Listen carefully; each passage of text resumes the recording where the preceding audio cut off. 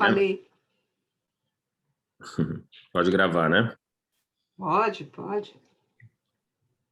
Então, a gente vai voltar a falar de hemostasia e Covid, e como eu mandei no grupo dos docentes, eu vou, e dos residentes, eu vou tentar começar de onde a gente parou e falar de perguntas que ainda não foram respondidas, e como é que estão o andamento disso, já que é uma doença nova mesmo, e não começar com o morcego da sopa lá em Wuhan, toda vez começava assim, né? Então, algumas perguntas que ficaram. Se essa coagulopatia é diferente das demais, e vocês vão ver o que a gente já sabe.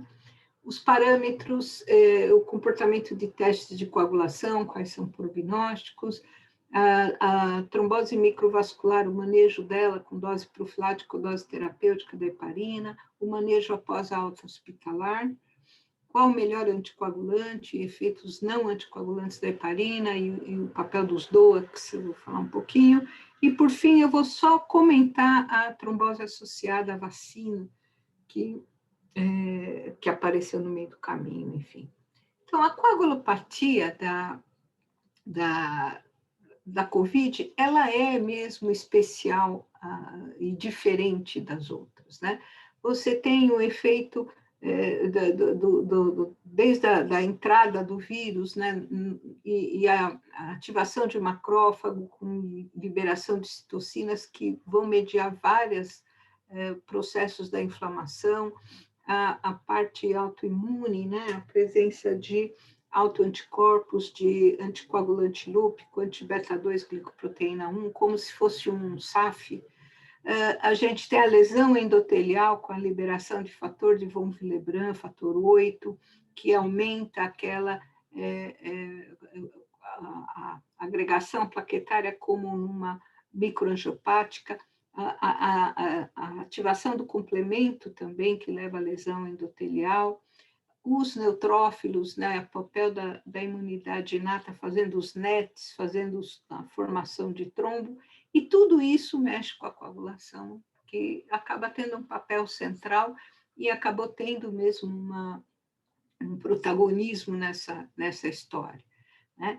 E olhando isso, uma coisa que chama a atenção da gente é que se eu bloquear só 10 ativado e trombina, geração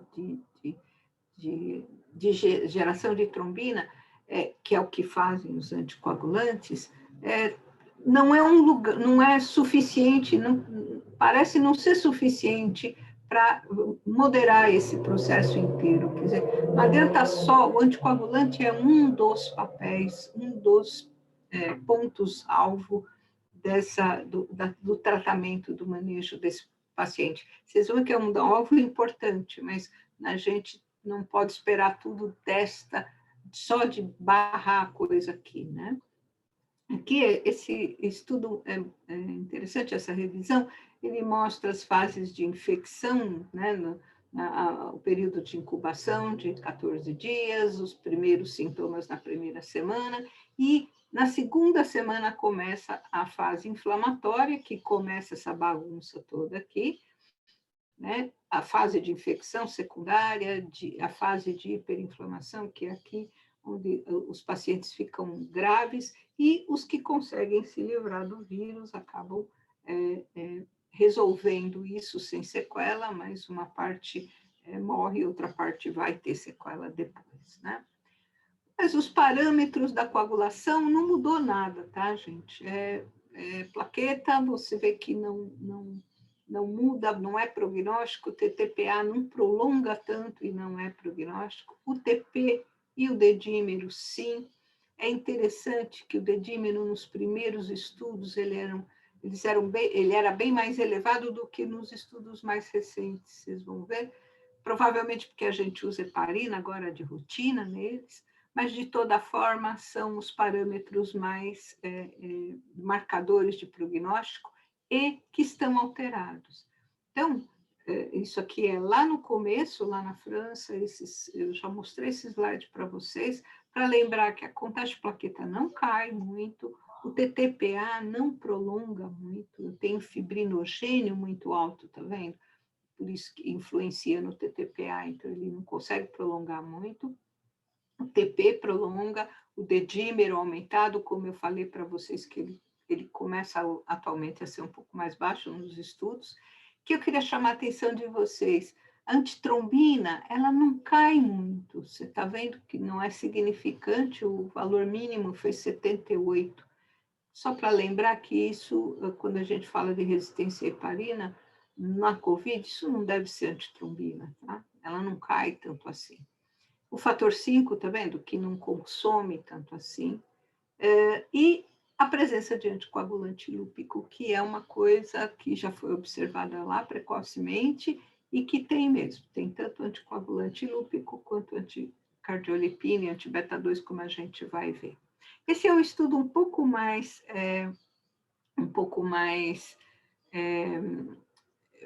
recente, é um estudo italiano, de pacientes, não é italiano, ele é holandês, pacientes internados, né, hospitalizados com Covid, 102 pacientes, 90 na enfermaria, 12 na UTI, só para mostrar os parâmetros, de novo, o TP, o fibrinogênio que aumenta muito, tá vendo? A antitrombina, de novo, para mostrar para vocês que ela não cai tanto assim.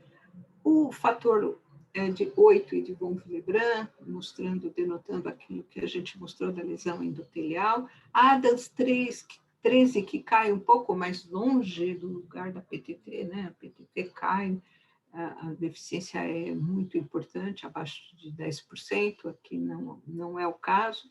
E o aumento do PAI-1, que atrapalha a fibrinólise. Apesar de a gente ter uma geração de trombina importante, vocês vão ver, o PAI-1 aumentado atrapalha a fibrinólise. Esse slide é ruim, mas é pacientes... Espera aí que eu não estou conseguindo tirar essa coisa aqui. Espera aí, gente. Deixa eu fechar isso aqui. Esse negócio fica me aparecendo. Oh, meu Deus. Bom, não vai sair da minha tela, eu não vejo. Mas de pacientes em UTI, são 31 pacientes, 9 desses pacientes tiveram trombose, apenas 2 com triplo positivo, isso é antifosfolípide nos pacientes com COVID, tá? Então, o que está marcado em azul são pacientes com pelo menos um anticorpo, e esses 2 que tiveram trombose, né? E esses 2 aqui são triplo positivos, ou seja, anticardiolipina, anti-beta-2 e antilúpico. Só para mostrar para vocês o comportamento disso e que normalmente isso some. Só um paciente persistiu com anticoagulante lúpico depois da alta, né? Depois um mês depois da evolução deles. Então, isso parece realmente estar associado à COVID e é provavelmente transitório, não persiste na vida desse paciente, tá? A outra coisa é a tromboelastometria, que eu estava falando para vocês, esse estudo é bonitinho também, mostra o paciente, aqui é a curva normal, né? É um tromboelastograma longo, né? De 50 minutos aqui, mas você vê o normal é esse em verde, e esse em preto é um paciente com COVID sem trombose, que ele tem uma amplitude muito grande, isso por causa do fibrinogênio muito alto, lembra? E ele tem uma fibrinólise bem diminuída em relação ao normal, esse COVID sem trombose e esse com trombose.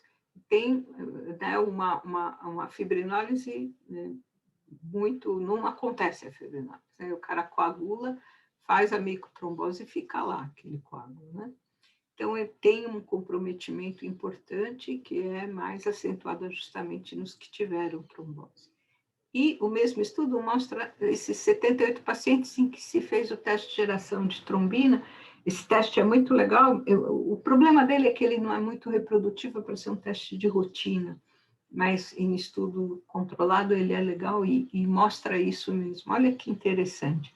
Isso em cinza é o indivíduo normal, isso em vermelho é um paciente com COVID, com a heparina profilática, tá? Para dar um anti-10 de 0,4 unidades. você vê que ele, ainda com a heparina, ele faz a geração de trombina quase como um indivíduo normal, e esse é um cara que não tem Covid e que está com o mesmo anti-10 de 0,4 na heparina de baixo peso, como ele abole, né, a geração de trombina. Então, você vê que o efeito da heparina, é por isso que no começo você via, se tentou aumentar a dose da heparina, porque os pacientes continuavam trombosando. E ele continua gerando trombina, apesar da heparina. E provavelmente isso não é resistência à heparina, não é uma questão de resistência, mas é porque aquela confusão lá que a gente viu na geração de trombina desse paciente, naquela fisiopatologia que eu mostrei, é over mesmo, é tão intensa que o cara não dá conta só bloqueando anti-10, né? E dá para entender que faz sentido isso. Então, na verdade, essa ideia, né, de que a COVID é uma mistura de CVD, né, da tempestade de citocina, da antifosfolípide, do SAF e da microangiopatia trombótica, né, é uma mistura de tudo isso, e ela é, de certa forma, especial mesmo, e até se cunhou o termo, né, coagulopatia do COVID, que é um indivíduo que tem dedímero aumentado, a plaqueta diminuída, o dedímero aumentado, protrombina prolongada, presença de macro-microtrombose, e o que faz ter risco mesmo de de apresentar essa coagulopatia são os pacientes com aumento de fibrinogênio, von Willebrand, presença de lúpus, de antifosfolípide, né? E a CVD clássica, que alguns pacientes acabam apresentando, já aí ele despenca a plaqueta, o dedímero aumenta, o fibrinogênio cai. O fibrinogênio vai cair na COVID quando realmente é fim da linha mesmo, né? Ela mais precoce, o fibrinogênio se mantém alto. Para o tratamento da trombose microvascular, a dose profilática ou dose terapêutica, aquilo que a gente já mostrou, né? Lembra que a incidência de trombose venosa nesses pacientes é alta, né? É 30%, é bem mais alta do que qualquer internação do paciente clínico, a trombose arterial também, e não é só a trombose, isso aqui é trombose da perna, embolia pulmonar, né? Mas é a microtrombose também, né? Isso aqui é dado de autópsia, eu já mostrei isso para vocês, lá do HC, isso é autópsia minimamente invasiva, ainda em abril de 2020, isso aqui é o pessoal do Ribeirão Preto, de Ribeirão, que mostrou a obstrução vascular, eu acho bonita essa imagem, de em vivo, é a circulação sublingual, né? E mostra indivíduos normais aqui e indivíduos com Covid, que é bem elegante esse trabalho. Então, não é só a trombose em grandes vasos, clássica, como a gente conhece, mas tem um grande volume de formação de fibrina em microcirculação também, que leva à insuficiência de órgãos, né? E, então, como se observava que ainda, a despeito da dose profilática, esses pacientes continuavam a apresentar trombose, e isso acontece mesmo, se aumentou a dose, né, de heparina, fazendo doses terapêuticas ou intermediárias. No início era só 40 miligramas de enoxa, depois passa para 1 miligrama por quilo, depois 1 miligrama por quilo cada 12 horas, né, esse aumento. E, na verdade, o que se observou é que isso não muda a mortalidade, né? Na verdade, você tem trombose ainda e tem hemorragia grave nos pacientes especialmente os pacientes com dose terapêutica. Então, a hemorragia passa a ser um fator limitante para o efeito disso. E esse aqui é só para mostrar a razão de risco de mortalidade em heparina profilática e heparina em dose intermediária ou terapêutica, tanto em pacientes graves quanto em pacientes moderados, e no fim das contas, não muda a mortalidade. Então, o caminho da heparina, na anti-10 e antitrombina, ele é limitado pelo sangramento e não resolve tudo, né? Tanto que os guidelines para trombose, já desde o começo, você lembra que a gente fazia começava a anticoagular o paciente assim que ele, fazer profilaxia, né? Assim que ele internava, então o paciente com um COVID suficiente para ser internado, se ele não tivesse nenhuma contraindicação, a indicação é anticoagular com dose profilática. E você vê as várias associações médicas no Brasil, e a nossa também, a BHH, colocou a recomendação de dose profilática, só uma sociedade naquela época recomendava a dose intermediária, e a dose intermediária só para pacientes, em alguns pacientes e algumas sociedades colocam dose maior, e isso decidido caso a caso, prestando muita atenção no risco de sangramento desse paciente, né? Então, isso já está mais ou menos definido, que a dose deve ser profilática mesmo, né? A gente vai comentar um pouquinho isso mais para frente. Manejo após alta hospitalar, a gente continua perdido nesse aspecto, está entre lost e very lost, mas é o seguinte, algumas considerações que eu acho interessantes.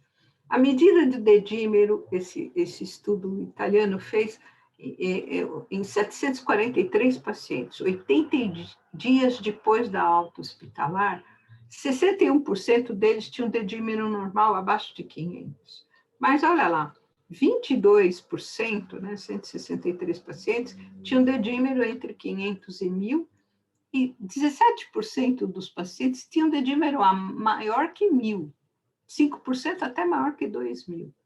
Por que eu estou colocando isso? Lembrar, e esses pacientes estão vivos, muito bem, obrigado, entendeu? Não é para anticoagular o dedímero, quer dizer, esse paciente, a despeito de ter o dedímero alto, ele não tem trombose, é um achado frequente. Não é frequente, mas é possível, vamos dizer, né? A maior parte dos pacientes não vão zerar o dedímero. Esse é um outro estudo, esse holandês, né? Que comparou, então, 4 meses depois da alta, tá certo? O TP, né? Então, isso aqui é um paciente na admissão, isso aqui é o indivíduo normal, indivíduo na admissão, e depois de 4 meses, tá bom? Ele olhou 52 pacientes assim. Você vê que o TP cai, o fibrinogênio, olha aqui, né? O fibrinogênio de 6 vai para 3, o dedímero cai, você vê que a maior parte dele está com o dedímero dentro do normal, né? O fator 8 também cai, o von Willebrand igualmente, e a antitrombina sobe um pouquinho, tá certo? E, de novo, ela não cai, muito importante na internação. E o que acontece, a incidência de trombose pós-alta, né? A gente tem pouco estudo ainda nessa fase, tem alguns estudos em andamento, mas ela parece baixa. Quer dizer, depois que o paciente se liberta do vírus e resolve a fase inflamatória, ele sara dessa doença, né? Alguns pacientes vão ter sequela, mas são sequelas, mas o quadro de inflamação parece se resolver. Então, esse estudo belga, né, mostrou 0,8% de trombose venosa. Esse estudo em Nova York teve 2,5% de trombose, juntando a arterial, mas venosa mesmo foi 0,6%. E esse outro estudo foi 4,8 por mil, né? Então 0,48 de trombose venosa, e comparando com pacientes não COVID, com síndrome respiratória não COVID, 0,31%. Então, ela é maior do que aqueles indivíduos com não COVID, né? Então, esse estudo belga, eu já mostrei isso também, é só para lembrar, eram 102 pacientes, eram observados por 6 semanas, e só teve uma trombose assintomática, que só foi descoberta porque ela fez o Doppler sistemático, senão teria passado batido. E você vê o dedímero, né? O dedímero inicial, o máximo dedímero durante a internação, o dedímero na alta desses pacientes, que dedímero não é critério para alta, né? Porque e ele pode permanecer alto por muito tempo, né? Nessas 6 semanas e sem trombose, né? Isso é o que a gente tem de evidência. Aquele que eu falei do estudo observacional em Nova York, que teve, né, 2,5% de trombose, mas trombose venosa 0,6%, uma coisa interessante daquele estudo é a quantidade de hemorragia desses pacientes. Nós estamos falando de pacientes sem profilaxia, né? 163 pacientes sem profilaxia alguma, ele excluiu aqueles que estavam usando profilaxia. O que isso quer dizer? Que é um doente de risco para sangramento. E aqui o autor comenta, né, quem sangrou e teve morte por sangramento, inclusive, é paciente que ele tem uma sarcopenia importante, então ele cai, ele bate a cabeça, e foi o caso, e tem hemorragia grave nesse sentido. Então, cuidado com esse paciente pós-alta, né?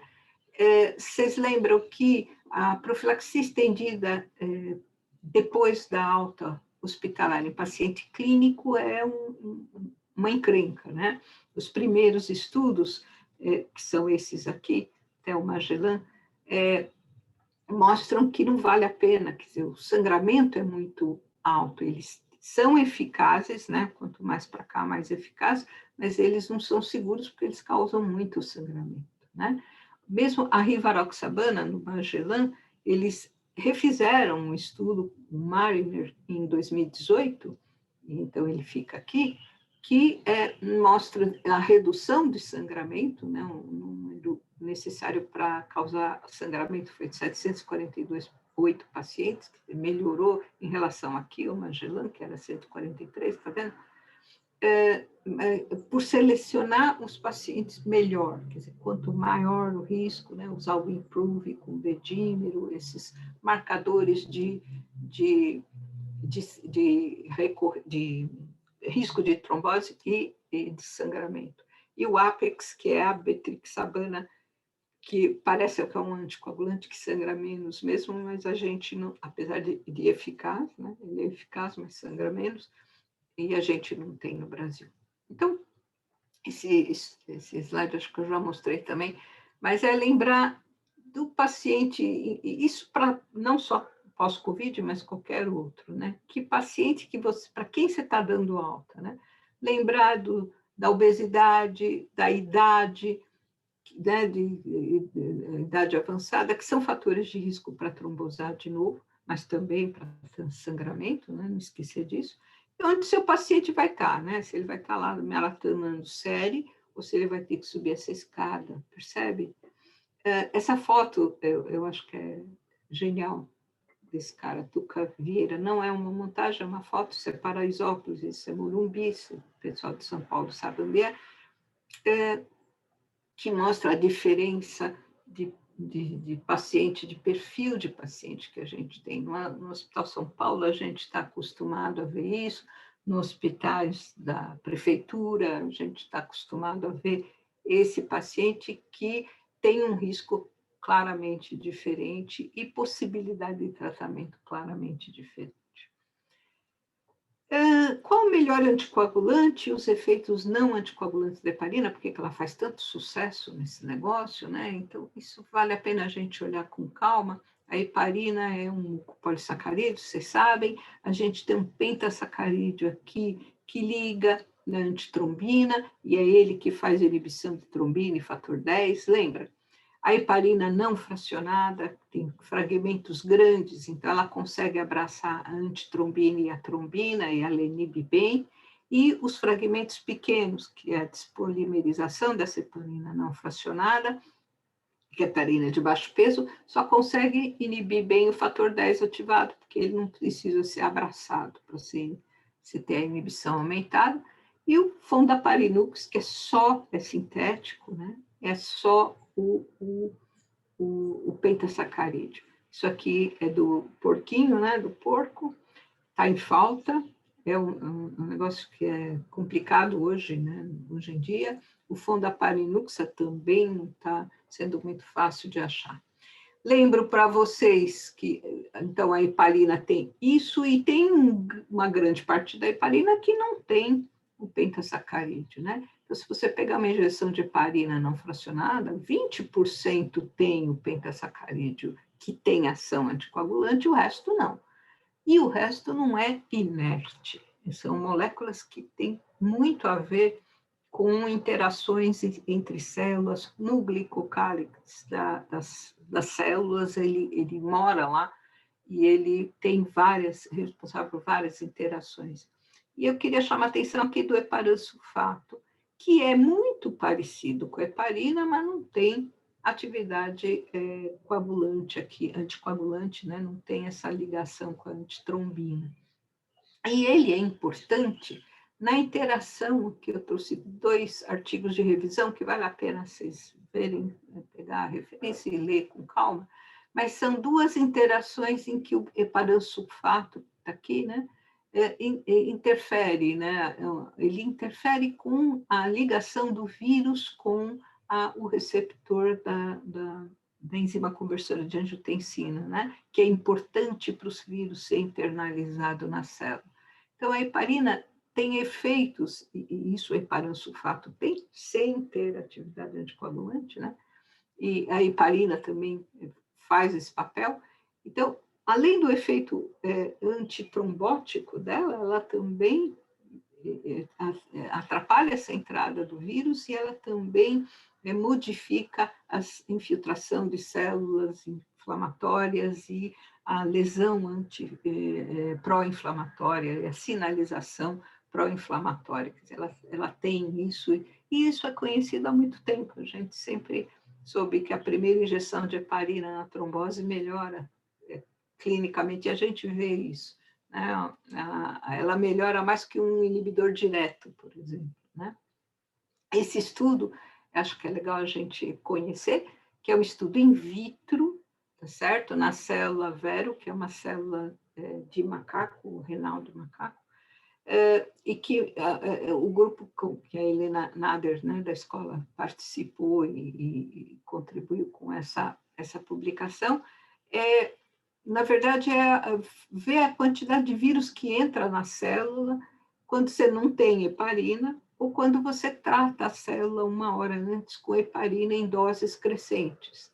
Então, você vê que tanto no SARS-CoV-2 como nos outros SARS-CoVs anteriores, você tem uma inibição da entrada do vírus, e isso é mais intenso ainda no SARS-CoV-2.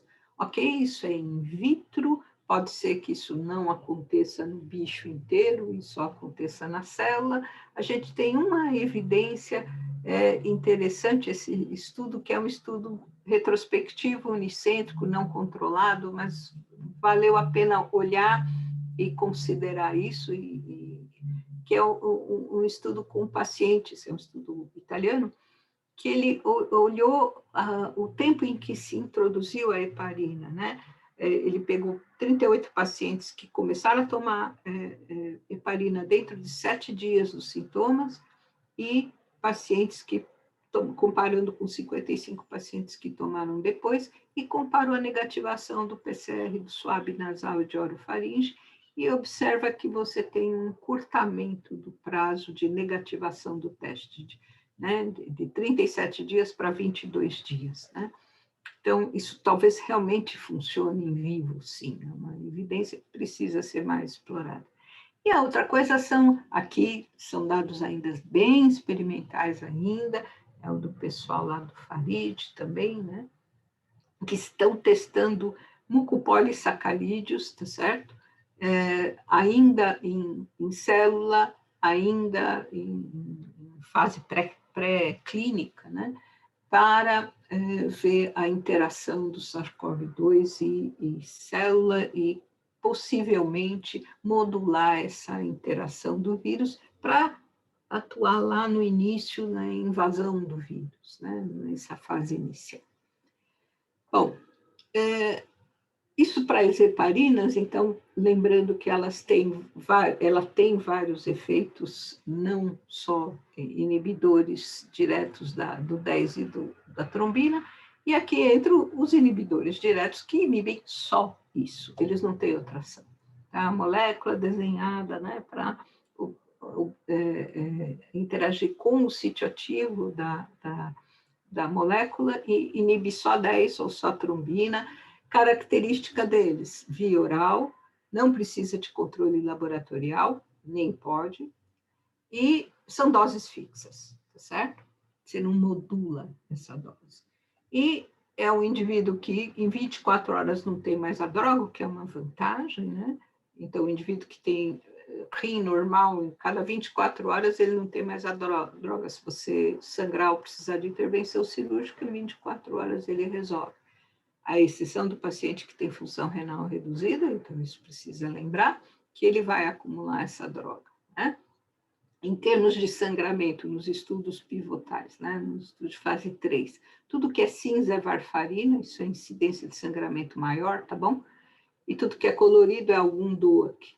Então, geralmente, eles reduzem o sangramento maior.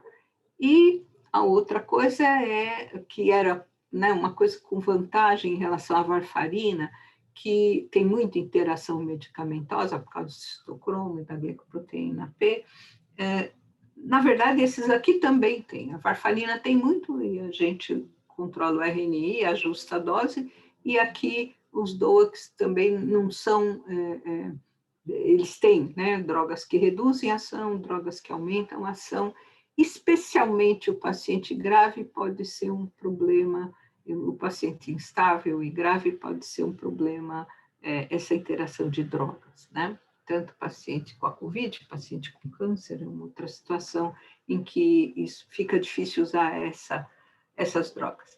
E esse estudo que saiu agora no Lancet, lá do Renato Lopes, o pessoal que é filho do Antônio Carlos Lopes, que é o pessoal mais antigo que conhece, o pessoal que acorda cedo que conhece, mas é o estudo ACTION, que é um estudo controlado, randomizado em 31 centros no Brasil. Acho que vale a pena a gente entender esse estudo. Então, pacientes hospitalizados com COVID, com dedímero elevado, e que não tinham contraindicação para anticoagulação, esses eram basicamente os critérios, né? E eles foram anticoagulados por 30 dias. O que ele chamou de terapêutica e profilática. O que era a terapêutica? Era em pacientes estáveis, ele usou rivaroxabana. Em pacientes com clearance acima de 30, ele usou 20 miligramas, e 15 nos pacientes com 30 a 49 de clearance, né? Acima de 50, perdão, usa 20, entre 30 e 50 usam 15, tá certo? E nos pacientes instáveis, enoxaparina 2 vezes ao dia, que era a terapêutica mesmo, e o heparina não profilática, não fracionada, para dar um anti-10 de 0,3 a 0,7, que é o TTPA de 2 lá, né? E depois que ele ficava estável, ele dava rivaroxabana. A profilática era só enoxa ou heparina não fracionada, 40 miligramas. Então, eles analisaram 3.331 pacientes. Desses 3.300 pacientes, 1.007 seriam elegíveis para o estudo, só para você ter uma ideia do universo de população e da dificuldade de fazer um estudo clínico, né? De encaixar nos seus critérios. Desses 107, que eram 30% do universo de pacientes de COVID, ele conseguiu alocar 615 pacientes, ou seja, 61% desses que tinham critério, tá certo? 311 tomaram a terapêutica, 304 a profilática. Dos que tomaram a terapêutica, pessoal, 280 tomaram rivaroxabana, ou seja, 90% era rivaroxabana. Esse estudo, que é financiado pela Bayer, você vê que ele usou principalmente rivaroxabana na maioria dos pacientes, tá certo? O que ele achou? Tem uma diferença na mortalidade. Então, da terapêutica ou da profilática, a mortalidade não mudou, ela é até um pouquinho mais alta na terapêutica, e aumentou o sangramento. Aumentou o sangramento importante, né? Significantemente, e lembrando, né? Então, ele não é melhor que heparina, né? Não mudou a mortalidade e causa mais sangramento, como a gente já tinha visto nos estudos de extensão lá de pacientes clínicos após alta, por exemplo, né? E tanto comparando paciente instável com paciente estável, ou o nível de dedímero, ou a doença grave ou moderada, nenhum deles teve influência mudou a mortalidade desses pacientes, né?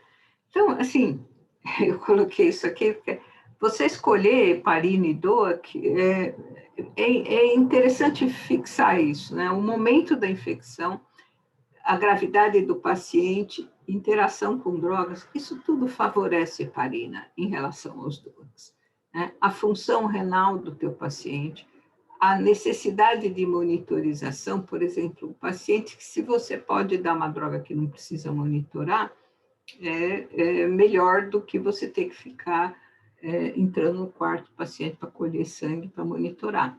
Mas, se você tem uma droga de dose fixa, ela tem um problema, né? Com os extremos de peso, necessidade de reversão aguda, você não tem com DOA, que é mais difícil ter. Então, na verdade, você vai ter que escolher essa droga a depender da circunstância, né? Você toma cachaça, você toma um Brunello, depende da situação. E sempre procurar a evidência, né? A evidência com estudo controlado, com estudo desenhado de forma adequada, tá? Uma outra pergunta é, e o uso pré-hospitalar de anticoagulante, né? Será que esses pacientes estão protegidos? Tem esse estudo na Alemanha, tem um outro estudo francês também, mas eu trouxe o alemão aqui. Olha só, em 6.000 pacientes, 6.637 pacientes, 1.500, ou seja, 24% dos alemães lá, estavam tomando algum antitrombótico, né? 223 estavam tomando varfarina, 508 um inibidor direto e 912 antiplaquetários. E aqui ele observou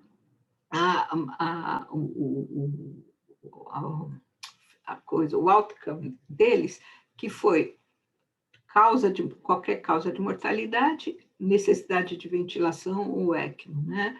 Então, você observa que os pacientes que vinham tomando o vitamina K, a varfarina, e os pacientes que vinham tomando DOACs têm menor mortalidade e necessidade de ventilação, eles evoluem melhor. E os antiplaquetários não mudam, né? Aí você fica imaginando, será que é a varfarina e o DOAC, ou será que é a doença que leva esse indivíduo a tomar antiplaquetário, que é a doença arterial, né? Que é uma doença do endotélio, né? De base já. Talvez seja essa mais provável a explicação, e que os pacientes com trombose venosa ou fibrilação arterial têm menos chance de ter a forma grave, né? É uma especulação isso. E, por último, a trombose associada à vacinação, eu vou falar só rapidinho. Você tem isso foi interessante de observar, foi com a vacina da AstraZeneca que foi observada, os pacientes que tinham, eram 28 pacientes com teste positivo após TEP, tromboembolismo venoso, na Áustria e na Alemanha. Então, aqui está uns 11 pacientes. Você vê que a contagem de plaquetas dele é baixa mesmo, só um que tinha 75.000, tá? Quando eu falo, e o outro com 107 que tomou heparina, tá? Quando a gente fala trombocitopenia grave, né? O dedímero muito alto nos que tinha medida, e o fator 4 plaquetário presente, né, nesses pacientes, e que tomaram heparina ou não tomaram. Mas o que chama atenção é uma trombose que acontece no paciente junto com plaquetopenia. Esse é o estudo norueguês, né? Você vê também plaqueta, são 5 pacientes, só nos primeiros pacientes descritos. O dedímero muito elevado, né? E todos eles tinham tomado heparina, na verdade. E agora, o que a gente tem de resumo? Essa é uma publicação mais recente agora. Isso aqui é os países por número de casos e frequência de casos, né? A Noruega, que vacinou 132 mil pessoas com a AstraZeneca, a proporção foi de 1 para 26.500, ou seja, a incidência é muito baixa, né? Na que menos vacinou, e a Itália foi a que mais vacinou, olhou em 1.630.000 pacientes, indivíduos, né? Não são pacientes, é vacina, isso, e o número de casos foi de 1 para 148 mil. Teve no início, né, era mais frequente em mulheres, mais frequente em mais jovens. Na verdade, é porque justamente a AstraZeneca foi aplicada no pessoal médico, e o pessoal médico é mais mulher mesmo, então talvez seja isso que se associe, não o fato de ser mulher. Então, esse é uma sequência para o diagnóstico, sempre procurar paciente com trombose, especialmente trombose venosa cerebral, trombose esplênquica, vigiar o paciente que tomou a vacina para a presença de trombose, para os sintomas, e olhar. Lembrar que o dedímero abaixo de 2.000 e níveis normais de fibrinogênio, é pouco provável que essa trombose tenha a ver com a vacina. A trombose da vacina é dedímero muito aumentado e fibrinogênio diminuído ou normal, né? E que não tenha outro diagnóstico, né? Nesses casos, evitar a transfusão de plaqueta, a despeito da plaqueta bem baixa, ela parece a HIT mesmo, né? Foi até interessante como é que eles descobriram isso, que vi uma paciente com trombose grave e plaquetopenia, mesmo sem heparina, e se pediu o fator 4 plaquetário e ele veio positivo, né? Lembra que a gente, aí falar de HIT, a gente teria que ter uma aula só disso, mas a paciente, a gente já tinha essa descrição de HIT sem heparina, né? Trombocitopenia induzida por heparina sem heparina, em pacientes ortopédicos, usando até DOAC como profilaxia. A gente já conhecia essa ideia, né? Mas, enfim, basicamente evitar a transfusão, administrar imunoglobulina, porque o que acontece é que esse anticorpo antifator 4 plaquetário, esse imunocomplexo, ele vai se ligar ao receptor para a fração constante da imunoglobulina que existe na plaqueta. Eu brinco que ele senta na plaqueta e ativa a plaqueta, né? E usar anticoagulantes não heparina, que provavelmente a heparina deve piorar isso, mas a gente não tem certeza, mas por via das dúvidas é melhor usar fondaparinux para frente, né? Quer dizer, usar um DOAC, ou usar o fondaparinux, ou usar o argatorban quando a gente tem, né? E, então, assim, as drogas possíveis, né? Assim, só para lembrar o tratamento. E usar a imunoglobulina em alta dose como a gente usa para PTI, que é para evitar, para ocupar o receptor para a fração constante na plaqueta, que não seja o imunocomplexo com fator 4 plaquetário que ativa a plaqueta, tá certo? Eu acho que era isso que eu queria falar. Obrigada pela atenção. Agora a gente discute.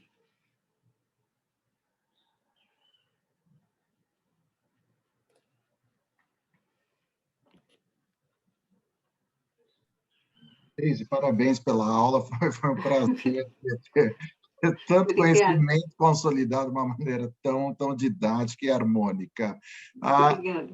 Nosso contexto da Unifesp, a comunidade vacinada, vocês chegaram a ver algum caso dessa trombose pós-vacina? Aqui não, Luiz. Eu acompanhei uma paciente fora, que foi...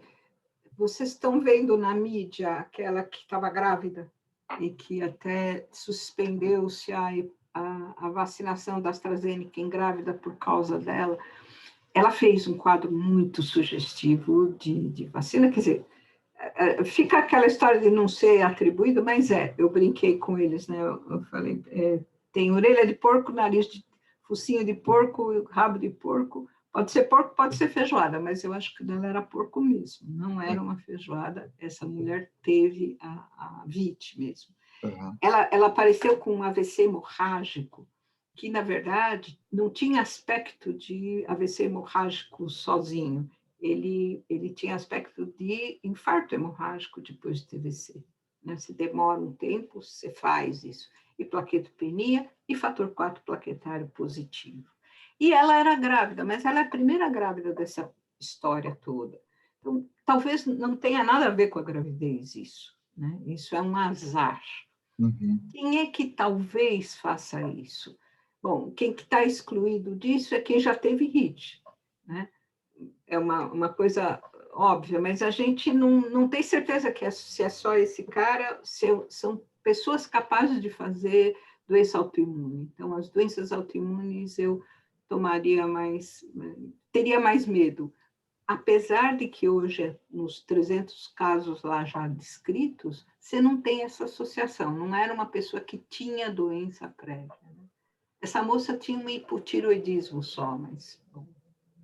E provavelmente, talvez, a lição que a gente carregue, quer dizer, observar um pouco esses 300 pacientes que foram vacinados e tiveram esses eventos, para ver se, eventualmente, algum fenômeno autoimune surja. Né? Quer dizer, quantas vezes a gente viu na época do ambulatório aqueles pacientes que falam assim, esse paciente tem uma doença autoimune, a gente não sabe qual mas a gente tem a percepção clínica de que são pessoas predisponíveis a esse fenômeno. Então, assim, talvez a gente lide com esse fenômeno, mas esse pensamento, esse juízo clínico, acho que talvez seja uma... Quer dizer, a gente ainda está andando nessa onda, mas ainda aprendendo um pouco... E o tipo de vacina também, né, com arbovírus, que faz plaquetopenia, é interessante. Tem muito mais coisa aí acontecendo debaixo que a gente precisaria entender.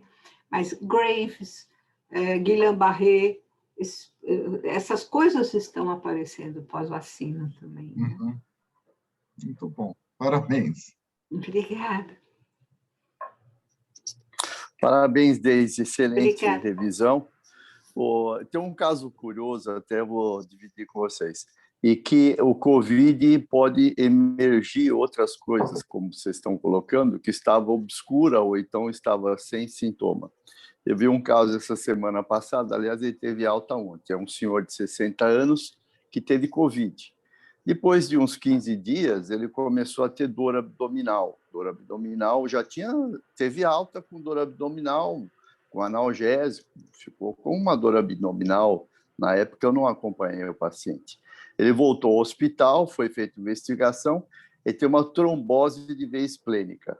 Só que nós fomos investigar, ele tinha uma plaquetose importante e tem uma mutação de JAK2. Quer dizer, na verdade, o COVID emergiu a trombostomia essencial que ele tem com uma trombose. Então, como você bem colocou, precisa ver o histórico do paciente, né? E não atribuir só ao COVID. E, diante disso, eu queria até que você comentasse um pouco, usando esse paciente como modelo, o quanto que a gente deve avançar na investigação do paciente com trombose no pós-COVID, né, como você colocou, porque alguns vão precisar continuar anticoagulados ou não, enfim, vai ter todos aqueles aspectos que você colocou, e isso é uma coisa importante, porque daí sim o hematologista vai entrar em ação, porque atualmente quem cuida desse aspecto de coagulopatia é o intensivista, né? Como que você colocaria do ponto de vista prático, assim?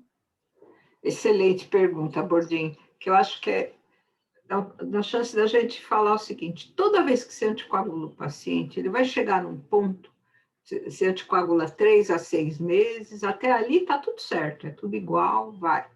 Você chega num ponto que você vai decidir se você suspende a anticoagulação ou não suspende a anticoagulação, para responder o que você falou. Quando é que a gente investiga? A gente investiga para definir se eu vou suspender ou não vou suspender.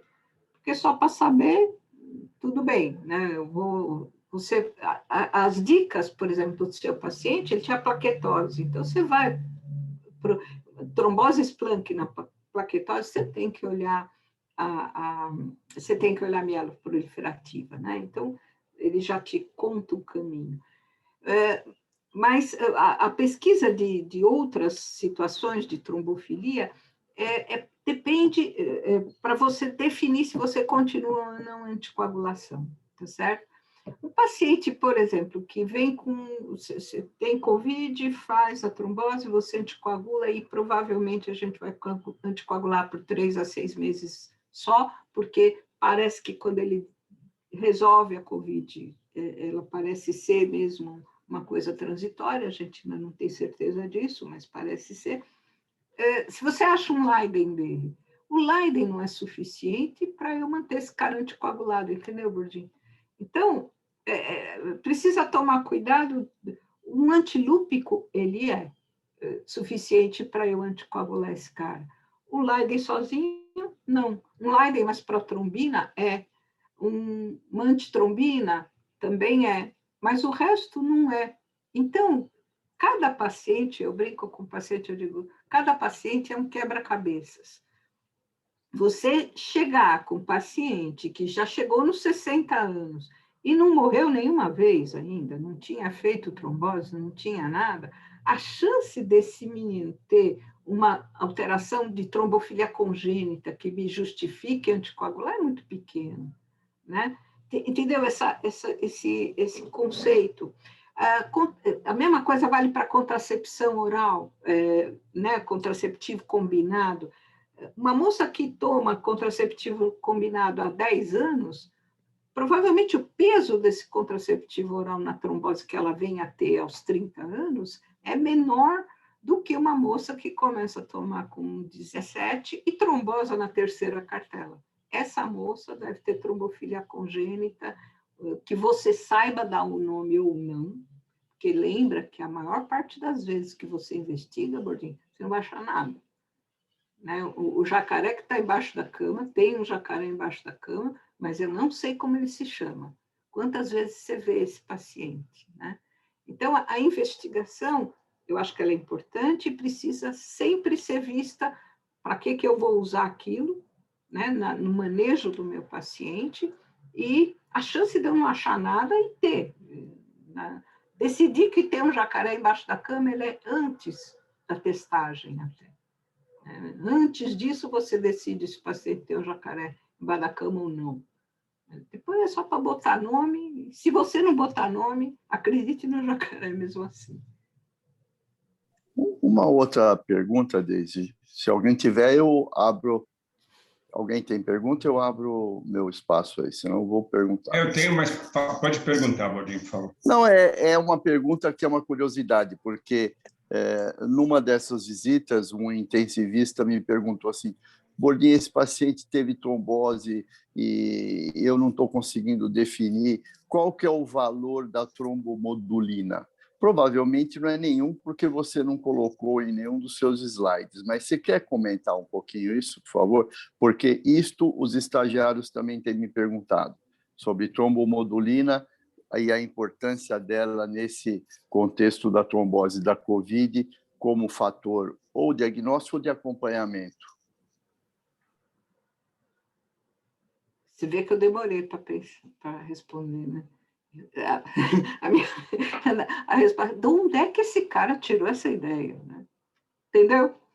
Por isso. Respondi. Sim, de onde é o que eu ele imaginava. Tirou essa ideia? E ele quer dosar a trombomodulina, ele não consegue dosar para fator 4 plaquetário, que, na verdade, você nem precisa dele para fazer o diagnóstico e manejo da trombose pós-vacina. A dosagem do fator 4 plaquetário, do anticorpo, né? Ela é muito mais importante para o serviço, para o PNI definir se aquilo foi da vacina mesmo ou não. É muito mais da saúde pública do que do manejo do Joãozinho que teve o fenômeno, né? Então, é uma coisa assim... Não, é que nem o PAI-1, sabe? As mutações do PAI-1, 5G, 4G, não sei que o povo gosta daquilo. Não. Terrível isso aí, terrível. E eu não sei de onde eles tiraram. Existe, ele tem um odds ratio muito pequeno, mas que você não usa esse parâmetro para manter o paciente anticoagulado ou não. Né? E Bourdin tem um pessoal fazendo screening genético, porque é chique, você faz o screening genético de tudo quanto é gene, fica lindo. Para as leucemias que vocês manejam, é fundamental saber isso. Né? Mas para a trombose, não muda, o jacaré continua lá sem nome. E o pior é que o doente, com o casal, ou a sua doente, enfim, vem com isso já definido. É um risco de trombose, você pode perder o neném. Quer dizer, é terrível. Obrigado, Deise. Depois eu tenho outras, mas eu vou deixar o Dante. Olha, eu vi aqui a Denise pergunta. Com trombose... Peraí. Tenho muitos pacientes com trombose no COVID, pois até o momento todos estão vindo com exames positivos para trombofilia hereditária. A senhora tem algum estudo sobre isso? Provavelmente, Denise, eles estão indo para você, porque fizeram o exame, e os que deram positivo, eles mandaram para você. Talvez seja isso. Não. Né? É bem possível. Não tem e você vê isso nos estudos, que ter alguma trombofilia que aumente risco de COVID. Tanto que ela não está nos fatores das comorbidades que indicam a vacinação, a preferência na vacinação. Até está sendo um problema, assim, problema não, né? Você tem que dizer para o paciente que ele não está no coisa. É trombose arterial. Você lembra do alemão lá que mostra, né, o AVK e o DOA que diminui mortalidade, e o antiplaquetário não? É o cara que tem doença arterial, né? E a trombose não. E alguém perguntou também, que eu vi no chat aqui, da PTI, o Ângelo. Nos casos de PTI após a primeira dose da vacina, eu não sei se eu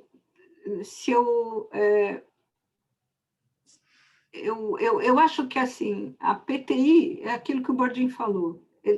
Talvez ela só revelou a PTI que o cara ia ter. Primeira questão.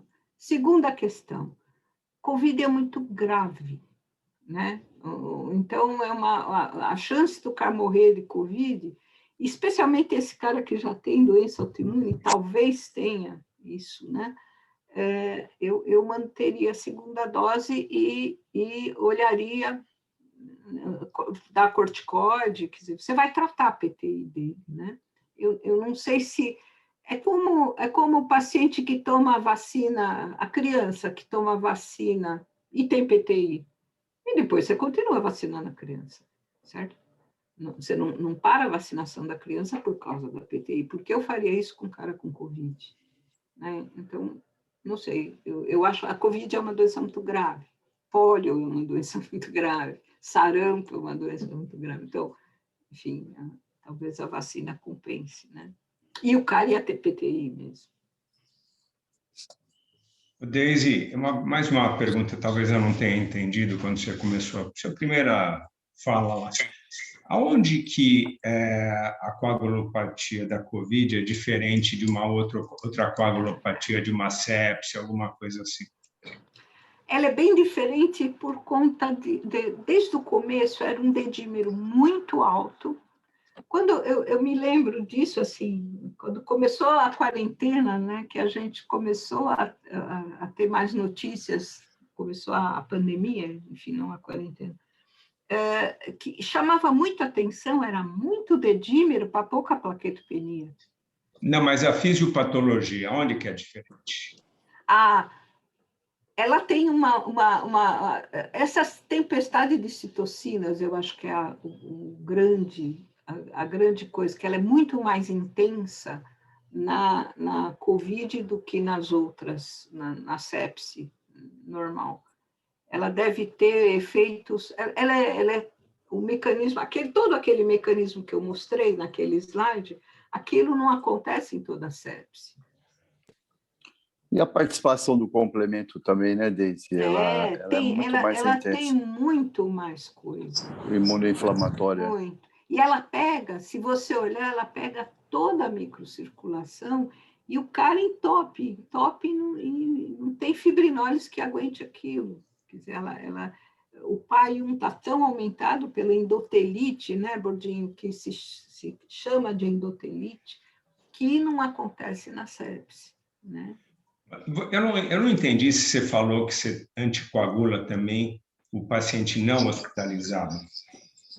Não, isso não tem indicação. É o paciente com doença suficiente para... Bom dia, bom dia.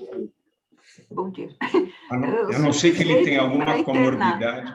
A não ser que ele tenha alguma outra comorbidade. Olha, Dante, isso é complicado. Eu tive já pacientes que, né, têm trombofilia, que sabem que tem, que não estão anticoagulados porque nunca trombosaram, e que um colega começou a profilaxia, eu não teria começado, e eu mantive porque o colega começou, então vai, mas eu não teria começado a princípio, só porque ele teve a infecção. Aquele paciente que vai bem. O paciente que piora, que tem mais sintoma, que tem dedímero alto, eu faria profilaxia sim.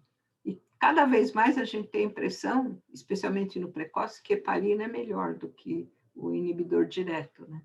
Porque o que você quer é a interação, os efeitos anti-inflamatórios da heparina devem ser importantes nessa fase, né? Você viu aquele estudo do negativação de PCR, ela tem mais efeitos do que um inibidor direto, né? Você me desanimou, Deise, porque eu estava pensando em usar a heparina junto com o plasma convalescente para aqueles pacientes que têm infecção precoce. Por então, esse efeito aí de inibição da infecção. Dante, isso vale vale fazer estudo. Eu acho que é uma coisa plausível para estudo, tá? Eu acho que eu usaria no contexto do estudo. Fora do estudo, não. Estou brincando, mas para colocar. É isso. E Obrigado, mesmo o plasma convalescente você vai usar mais tarde, né? Não, pelo contrário. Hoje a evidência de que você usa e faz todo sentido do ponto de vista racional, sim, no início da infecção, onde você tem uma carga viral muito alta. Então, quer dizer, é o cara que teve contato e desenvolveu a doença, antes que ele se defina que ele é grave ou não. Na verdade, é o cara com sintoma precoce. E, óbvio, não é para todo mundo, é o indivíduo que tem comorbidade. Por isso que eu brinquei com você da heparina. Mas é o indivíduo que você vai hospitalizar. Quer dizer, que não, ao contrário. Hoje a ideia é fazer precoce e esse cara não precisa estar hospitalizado. Ele precisa ter comorbidade, ser idoso, esse tipo de coisa. Como aquele pessoal da Itália que fez que fez profilaxia na primeira semana. Ele comparou isso, ele comparou indivíduos, 38, parece, pacientes que começaram a usar a inoxa no começo da infecção, em uma semana. O que você mostrou, eu vi o que você mostrou. E comparou com os 55 que tinham feito depois dessa semana. E a negativação do vírus é mais precoce no que tomou precocemente. É por isso que eu brinquei de associar o plasma com a... Obrigado, Deise. Eu acho que é um negócio difícil de provar. Vocês viram que o estudo do Renato mostra isso, como é difícil fazer estudo clínico, como é difícil você organizar e incluir pacientes. Você viu que eles olharam 3.300 para conseguir 1.000 que conseguiam entrar e usar 600 desses caras. Então, você vai restringindo. E você vê uma doença que provavelmente quem faz o quadro grave é a minoria, né? Então, é difícil você pegar a maioria, é que nem a história da cloroquina, né? É um estudo tipo cloroquina, você dá precocemente, e aí você tem que... a chance de você melhorar esse cara é enorme. Então, você fazer estudo controlado nessa fase você precisa de um número grande, né? Porque o número que vai complicar é pequeno. Naquele slide, Daisy, eu fiquei um pouco confuso, depois você pode rever, porque tinha 6.000 e pouco, daí você tinha 1.007, e está escrito Met Exclusion Criteria. Isso. Quer dizer, então, eles, acho que Met Inclusion Não, Criteria. inclusion, isso, Bordinho. Dá uma olhadinha lá. Isso. Porque daí realmente tem sentido, que ali fica 30% e 60%.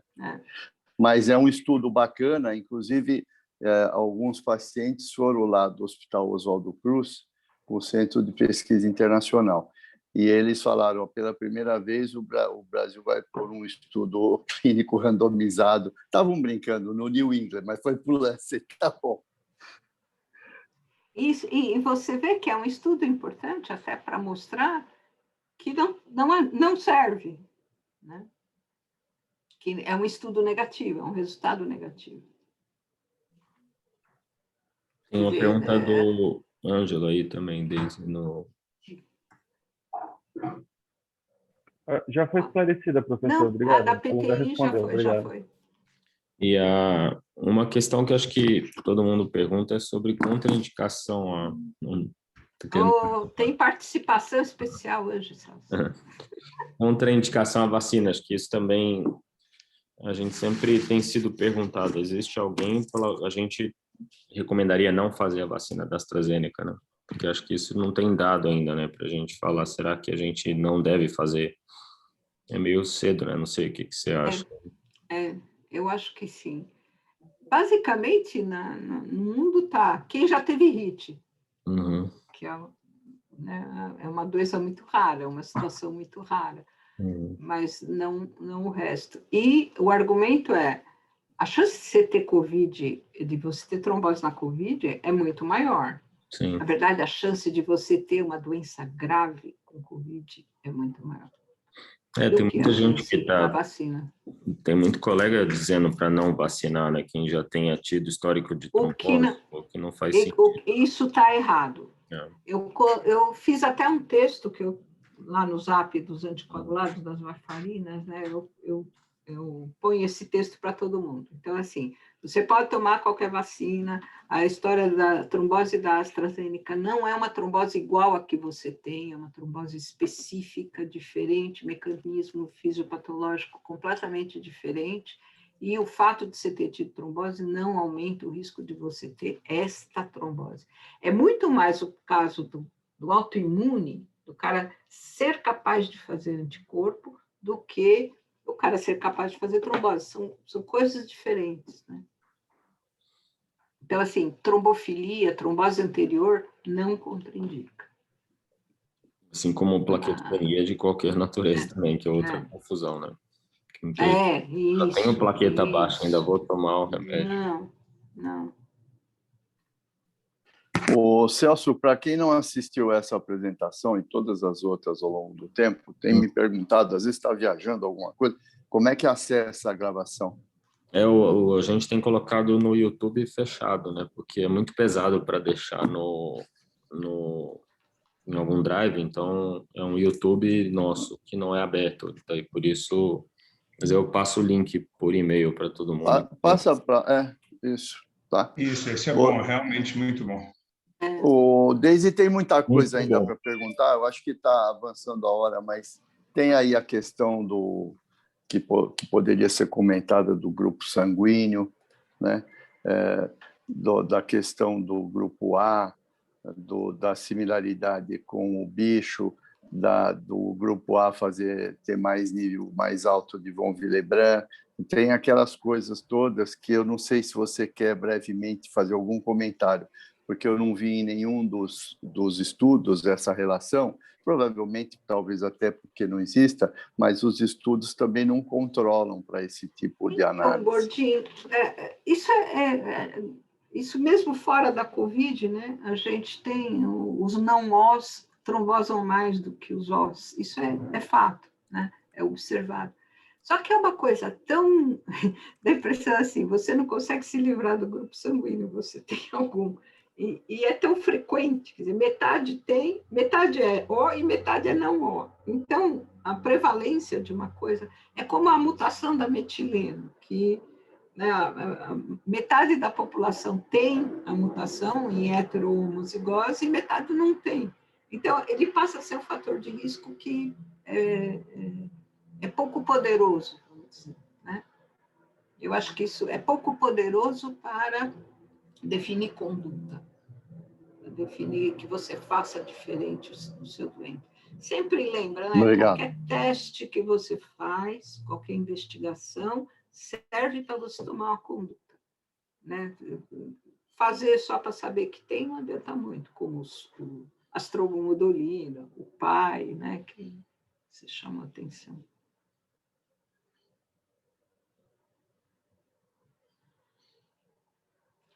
Obrigado, Daisy. Estela está aí? Vamos continuar aqui, Estela, depois? Sim. Tá. É rapidinho o que eu quero falar, gente. Bem rápido.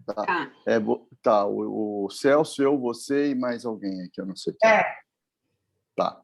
Deixa eu só avisar o Rodrigo. Tudo bem, Celso, então? Sim, acho que alguém está com o dedo levantado só, ali. Pode falar. Me desculpa, mas está me ouvindo? Sim. Eu sou cardiologista, então a gente tem visto muito, né, trombose, infarto pós-Covid, então os hemodinamicistas aspiram grande quantidade de trombos, principalmente em jovens, né, com os de anabolizantes, etc. e tal. Então, a minha pergunta seria o seguinte: como a gente trabalha no SUS e vê grande quantidade de síndrome pós-Covid com alteração de memória, principalmente nas pessoas com maior de 60 anos, há uma dificuldade em recuperar a memória, é como se estivesse antecipando uma demência precoce, um Alzheimer. O próprio paciente relata para a gente a dificuldade.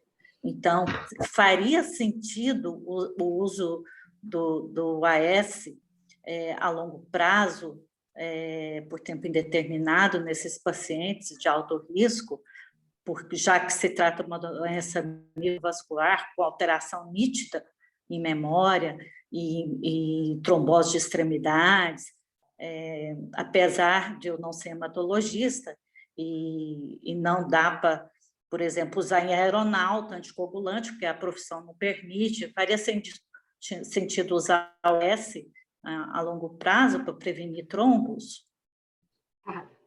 Eu não sei seu nome, desculpe. Doutora Patrícia. Patrícia. Então, estou falando de Goiânia.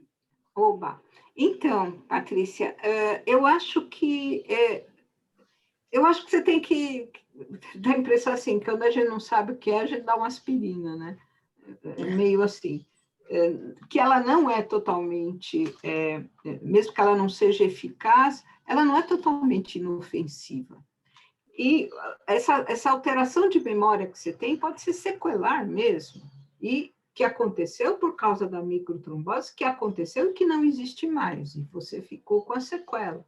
Você vai, é como tratar uma cicatriz, então não faz sentido. Certo. Eu acho que você vai fazer isso num paciente com SAF, porque você sabe que o anticorpo está lá, ele está o tempo todo lá, e você previne por conta de você ter um estímulo continuado. Então, eu não sei se eu faria isso num cara sequelado, por via das dúvidas, né? Entendeu? De usar por via das dúvidas é sempre uma faca de dois legumes, né? Porque você dá falsa impressão de estar protegendo, né? E você põe em risco por causa de sangramento. A aspirina não é tão sem risco de sangramento. Quando você fala o paciente jovem com infarto, trombo, né? Por trombo. Com o uso de anabolizante, quer dizer, você já está começando a adicionar mais coisa. Né? Lembra da cocaína desse cara? E a gente fica achando que é a pobre da Covid, e às vezes não é, né? Ok, muito obrigada. Eu não sei, Patrícia, se você sabe, a Unicamp está desenvolvendo um estudo diz exatamente sobre isso. Um estudo prospectivo, a previsão são para 3 anos, para continuar avaliando clinicamente, e aí eu não sei o detalhe, talvez você possa entrar em contato com eles, pacientes com COVID que desenvolveram dificuldade ou cognitiva, ou enfim. E eles têm um estudo de 3 anos a 5 anos e com um número interessante. Eu não sei que tipo de conduta eles estão tendo. Se você tiver interesse, é entrar com o grupo, eu acho que é o grupo de neurociências lá da Unicamp. Eu até ouvi uma apresentação dessa no rádio, por coincidência. Muito obrigada.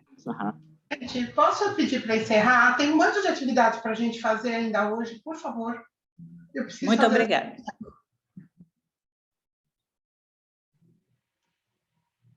Boa, chefe. Vamos lá. Não, sério. Então, quem não for continuar nessa... Porque vai ter uma reunião tá agora do departamento. Quem não for continuar, por favor, essa sessão está encerrada. Tá bom, Celso? Tchau, tchau. Boa semana. Obrigado, pessoal.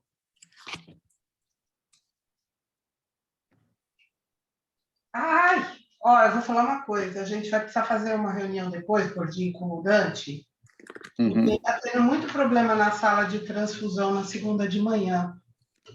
Muito problema. Depois a gente conversa com calma. Mas não é isso que eu quero falar. Tá. Mas tem gente ainda aí participando? Tem. Eles não saem. Fica não, aí. Aqui, ao seu, Giovana... Eu consigo criar um para gente. Espera aí que eu já ponho a gente. Mas eles vão sair. Os que não entraram ainda não vão entrar, Celso. Mas eu consigo, é mais seguro. Você consegue tirar eles como administrador? Eu consigo tirar a gente mais fácil até. Isso. Tchau. Senta aqui. Pronto. Tem que entrar nisso que você mandou aqui, Celso? Ingressar em sala simultânea? Exato.